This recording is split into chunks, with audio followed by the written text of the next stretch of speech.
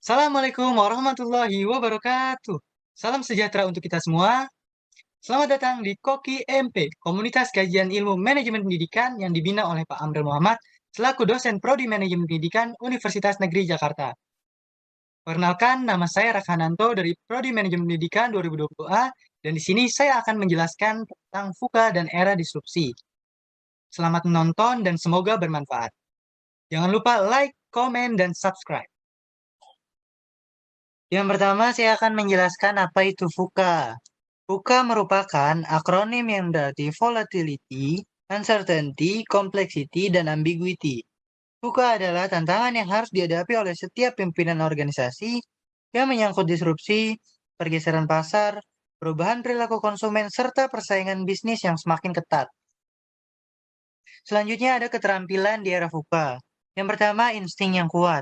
Maksudnya adalah kemampuan untuk mengeksploitasi dorongan batin untuk membangun dan menumbuhkan hal-hal serta terhubung dengan orang lain. Yang kedua ada mengubah situasi, yaitu kemampuan untuk mengubah situasi yang penuh dengan dilema, seperti masalah yang tidak seperti masalah, dan masalah yang tidak dapat diselesaikan.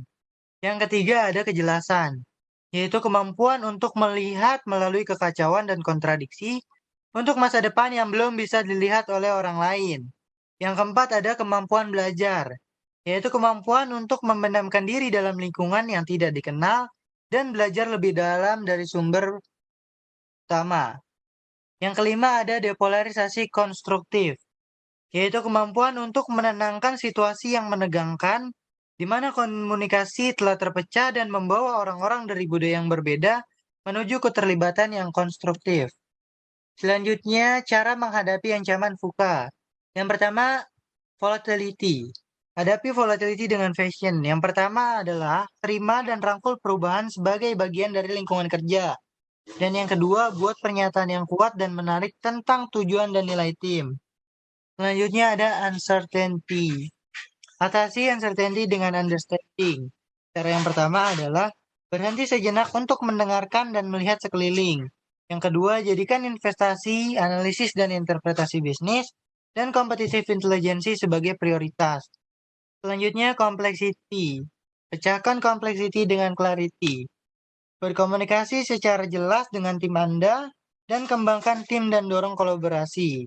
Selanjutnya ada ambiguity. Lawan ambiguity dengan agility. Yang pertama adalah dorong fleksibilitas, kemampuan beradaptasi, dan ketangkasan.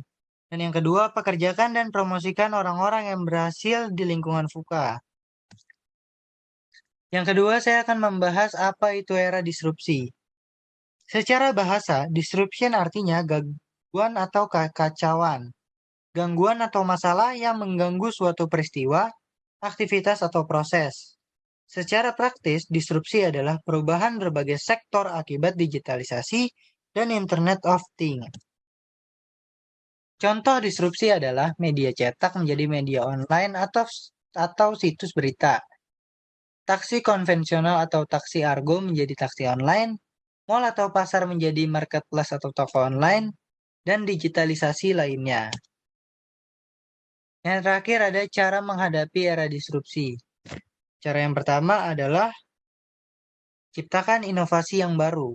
Menciptakan inovasi yang baru adalah kunci utama agar dapat menghadapi era disrupsi.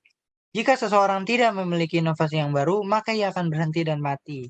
Yang kedua ada melakukan kolaborasi. Cara cerdas menghadapi era disrupsi berikutnya adalah dengan melakukan kolaborasi. Hal ini sangat penting agar bisnis yang dijalankan mampu bersaing dengan yang lain. Yang ketiga ada mengubah pola pikir. Seseorang harus mengubah pola pikir dan kesadarannya agar bisnis yang dijalankannya semakin sukses dan tidak berhenti di tengah jalan. Yang terakhir ada ketahui risiko yang ada. Ketahuilah berbagai dampak dan risiko bisnis sebagai cara cerdas menghadapi era disrupsi. Dengan mengetahui berbagai risikonya, setidaknya seseorang dapat meminimalisir potensi buruk yang kemungkinan terjadi. Terima kasih, demikian pemaparan dari saya. Kurang lebihnya mohon maaf. Wassalamualaikum warahmatullahi wabarakatuh.